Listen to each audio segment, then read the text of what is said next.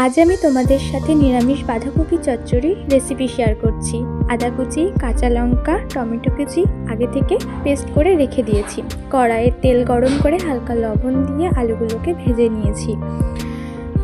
এটা ভালো করে ভাজা হয়ে যাওয়ার পর কড়াইয়ে আবারও তেল দিয়ে কালো জিরে আর শুকনো লঙ্কা ফোড়ন দিয়ে সেই বেটে রাখা মশলাগুলো দিয়ে তাতে হলুদ গুঁড়ো, একটু জিরের গুঁড়ো দিয়ে নাড়াচাড়া করার পর আমি আগে থেকে কড়াইশুঁটি ছাড়িয়ে রেখেছিলাম সেগুলো দিয়ে দিয়েছি। এটা একটু নাড়াচাড়া করে লবণ দিয়ে আগে থেকে কেটে রাখা ভালো করে ফ্রেশ বাঁধাকপিটা আমি দিয়ে দিয়েছি। দিয়ে নাড়াচাড়া করার পর এটাতে একটু লবণ আর স্বাদ মতো চিনি আর ভেজে রাখা আলুগুলো দিয়ে এটাকে ঢাকা দিয়ে দেব।